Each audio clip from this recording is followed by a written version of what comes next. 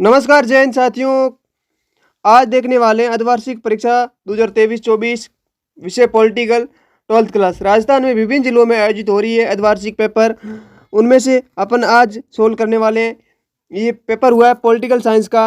अगर किसी भी अभ्यर्थी का या फिर किसी का पॉलिटिकल का पेपर नहीं हुआ है तो इस पेपर को जरूर देखिएगा, क्योंकि कभी कभार क्या होता है कि प्रश्न एजेटिव प्रश्न पत्र में उतर जाते हैं और कई प्रश्न ऐसे भी होते हैं जो क्या होते हैं रिपीट होते हैं। तो अर्धवार्षिक पेपर 2023-24 कक्षा 12 और राजनीति विज्ञान आपके पूर्णांक है 70 नंबर का। तो इस क्लास को पूरी वॉच कीजिएगा। मैंने इसका सॉल्यूशन कर रखा है, तो आपके सामने सीधा सॉल्यूशन लेकर आपको चलता हूँ उस क्लिप के ऊपर जो आपके सॉल्यूशन मैंने कर रखा है। ठीक है, पहला प्रश्न और ये तीनों प्रश्न थे। ठीक है, इस प्रकार से, लेकिन मैंने सॉल्यूशन किया हुआ आपको बताने जा रहे हैं। ठीक है, पहला प्रश्न पूछा गया था।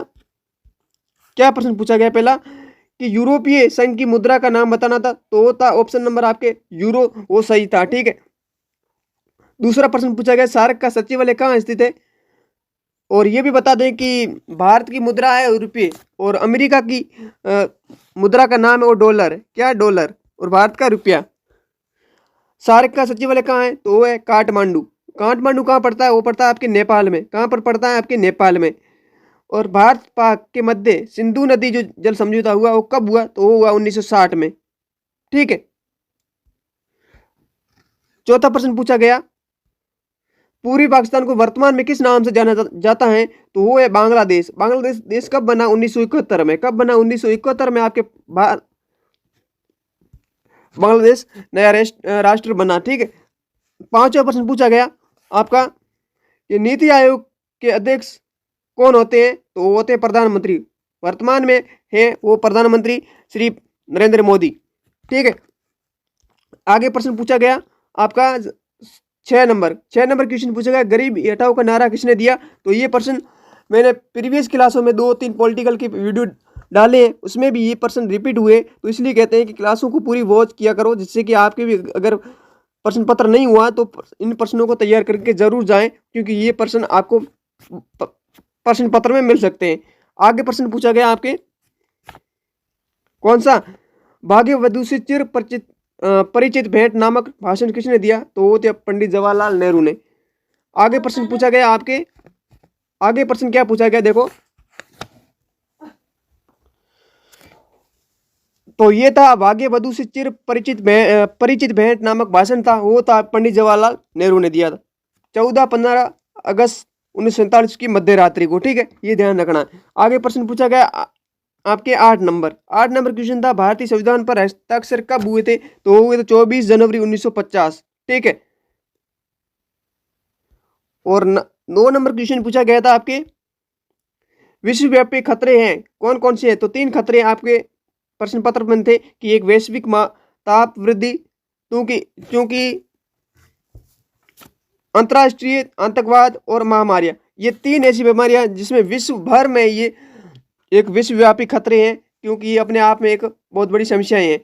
आगे प्रश्न पूछा गया था 10 नंबर आपका कि भारतीय जो दलीय व्यवस्था है उसका स्वरूप कैसा है, तो उसका है बहुदलीय स्वरूप। कैसा है आपके बहुदलीय स्वरूप, इसका उत्तर हो जाएगा। ठीक है, 11 नंबर प्रश्न पूछा गया आपके भारत ने पहला परमाणु परीक्षण किया था, तो प्रश्न पत्र में दे रखा था 1974। कितना दे रखा था? 1975 दे रखा था मिस प्रिंट से, लेकिन वो प्रश्न पत्र के अनुसार तो आप वो कर सकते थे, लेकिन सही उत्तर है वो आपके 1974। भारत ने पहला परमाणु परीक्षण किया 1974 पोखरण जैसलमेर में। ये प्रश्न बार बार रिपीट हो रहे हैं, इसलिए कहता हूं कि क्लासों को पूरा टाइम पे वॉच किया करें, और अगर नहीं है तो प्लीज़ चैनल को सब्सक्राइब करते जाइए, क्योंकि ऐसे में वीडियो आपके लिए लाता रहूँगा और आगे भी ऐसे आपकी क्लासें आपको मिलती रहेगी। आगे प्रश्न है 12वां प्रश्न क्या पूछा गया आपके ऑपरेशन ब्लू स्टार का संबंध किस राज्य से, बार बार प्रश्न पूछा गया, ये पंजाब से संबंधित है। ठीक है, आगे प्रश्न 13 नंबर पूछा गया रेगिस्तान से संबंधित। रेगिस्तान में बताना था रेगिस्तान योजना के प्रभाव में 1948 में यूरोपीय आर्थिक सहयोग संगठन की स्थापना हुई। तो पहले तो ये प्रश्न है कि यूरोपीय आर्थिक सहयोग संगठन की स्थापना कभी 1948 में। अब किसके प्रभाव से, तो वो है मार्शल योजना के प्रभाव से, आपको ये बताना था। आगे प्रश्न पूछा गया आपका जैविक हथियार संधि पर कितने देशों ने हस्ताक्षर किए, तो वो 155 प्लस देशों ने हस्ताक्षर किए। आगे प्रश्न 15 नंबर प्रश्न पूछा गया कि वामसेब का गठन हुआ कब हुआ, तो 1978 में। कब हुआ? 1978 में। 16 नंबर क्वेश्चन आपका पूछा गया, 16 नंबर क्वेश्चन पूछा गया आपके, रूस में साम्यवादी क्रांति कब हुई? अरे बार बार ये प्रश्न पूछा जा रहा है, ये 1917 में हुआ, क्योंकि ये बार बार प्रश्न रिपीट हो रहा है। और ये सार्क वाला देखो, ये सार्क वाला तो बार बार मैंने जितने प्रश्न पत्र कराए 2-4 उसमें पूछा ही गया है ये प्रश्न कि सार्क में कितने देश है, नाम बताने थे यार, सार्क का पूरा नाम क्या है, सार्क की स्थापना कब हुई, तो ये आपके 8, ठीक, उसके नाम बताने थे, तो आप नाम बता सकते थे। आगे प्रश्न पूछा गया आपके, प्रथम पंचवर्षीय योजना कब शुरू की गई, तो वो सभी को ज्ञात है, 1951 से 1956 के मध्य चली, और इसमें विशेष रूप से कृषि पर बल दिया गया सबसे ज्यादा। और द्वितीय जो पंचवर्षीय योजना है उसमें उद्योगों पर अधिक जोर दिया गया। 1900 प्रश्न पूछा गया आपके कि प्रेस सेंसरशिप क्या है। अरे ये तो प्रश्न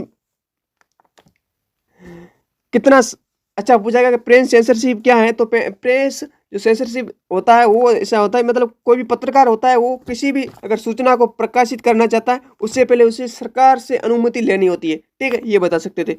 आगे प्रश्न पूछा गया आपके 20 नंबर क्वेश्चन। 20 नंबर क्वेश्चन था आपका कि भारत में राजनीतिक दलों की मान्यता देने वाला संगठन का नाम लिखना था, तो वो है चुनाव आयोग। कौन? चुनाव आयोग, यह भारतीय निर्वाचन आयोग, ठीक है। 21 नंबर क्वेश्चन पूछा गया आपके, गठबंधन की राजनीति से आपका क्या अभिप्राय है। तो गठबंधन की सरकार है, मतलब जो किसी विशेष बहुमत नहीं प्राप्त हो पाता है तो वो क्या करती है, सरकार बनाने के लिए गठबंधन करती है, दूसरे दलों को भी अपने सरकार बनाने के लिए दूसरे दलों को अपने अंदर शामिल करती है, तो ये बताना था। 22 नंबर क्वेश्चन पूछा गया कि भारत और चीन के मध्य किस वर्ष युद्ध हुआ, तो हुआ 1962 में। कब हुआ? 1962 बताना था, ठीक है। अब 23वां प्रश्न आप खुद कमेंट करके बताओ कि यूनेस्को का पूरा नाम बताओ, ये कमेंट करके बताना जरूरी है, ठीक है।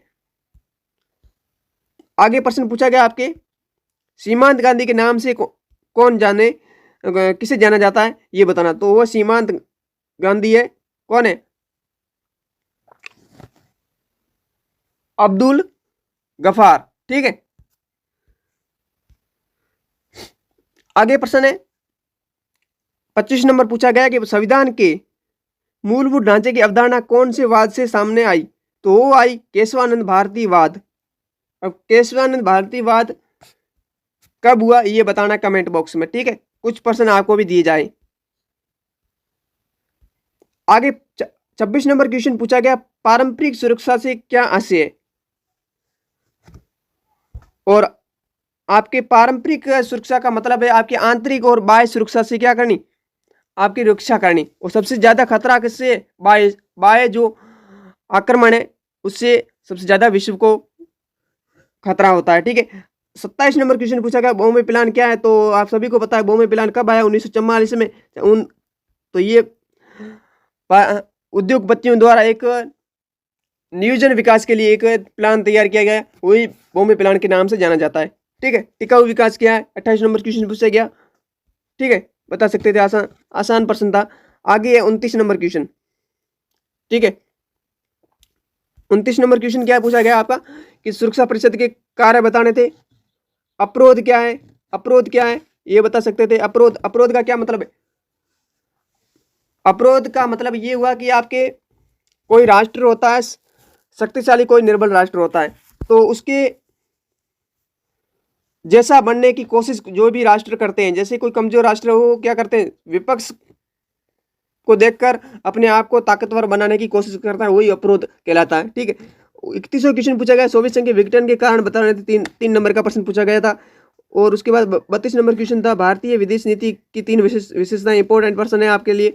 उसके बाद में 33वां प्रश्न पंचशील सिद्धांत, ये बार बार प्रश्न पूछा जा रहा है, ये बार बार प्रश्न पूछा जा रहा है, और ये भी तीनों प्रश्न बार बार पूछे जा रहे हैं जितने भी मैंने प्रश्न पत्र करवाए, ठीक है। उसके बाद में 34 नंबर क्वेश्चन पूछा गया, क्षेत्रवाद से आपका क्या अभिप्राय है, और प्रिवी पर्स से क्या अभिप्राय है, संक्षेप में बताना था। और गठबंधन 36 नंबर क्वेश्चन पूछा गया कि गठबंधन सरकारों के दुष्परिणामों को बताना था। और 37 नंबर क्वेश्चन पूछा गया दक्षिण एशिया पर आपकी टिप्पणी लिखनी थी। और 38 नंबर क्वेश्चन था द्विध्रुवीय विश्व समस्या के पतन के कोई 3 कारण बताने थे। आगे आपके निबंधात्मक प्रश्न जो पूछे गए, तो 39 नंबर क्वेश्चन पूछा गया आपका। 39 नंबर क्वेश्चन पूछा गया वैश्वीकरण का अर्थ बताते हुए इसके कारणों का वर्णन करना। 6 नंबर का प्रश्न पूछा गया। और यह अपर अथवा में आप कर सकते हैं वैश्वीकरण के पक्ष और विपक्ष में तर्क देने थे। इंपॉर्टेंट क्वेश्चन है, ठीक है, इंपॉर्टेंट लगा दो आज। उसके बाद में 40 नंबर क्वेश्चन पूछा गया कि भारत पाक संबंधों का वर्णन करो, या अथवा में से भारत में क्षेत्रीय दलों का क्यों महत्व बढ़ता जा रहा है इसका वर्णन करो। दोनों इंपॉर्टेंट क्वेश्चन 39 और 40 दोनों इंपॉर्टेंट है, बोर्ड परीक्षा में आपको देखने को मिलेगा। और अर्धवार्षिक जहाँ पर भी नहीं हुई है पॉलिटिकल साइंस की, उनके लिए तो ये क्वेश्चन को आपके रामबाण और इन प्रश्नों को जरूर देख के जाइएगा, जिससे कि आपको फायदा मिल सके परीक्षा में, ठीक है। और उम्मीद करते हैं कि आपके लिए इतना कुछ किया। प्लीज़ इस वीडियो को लाइक करना है और शेयर तो करना है अपने दोस्तों के साथ, क्योंकि अपन ऐसे ही आपके लिए कंटेंट लाते रहेंगे। और वीडियो अच्छा लगा है तो प्लीज़ चैनल को सब्सक्राइब भी कर सकते हैं, ऐसी कोई बात नहीं है, ठीक है। मिलेंगे नेक्स्ट क्लास में, तब तक के लिए जय हिंद, वंदे मातरम। आपका दिन शुभ रहे।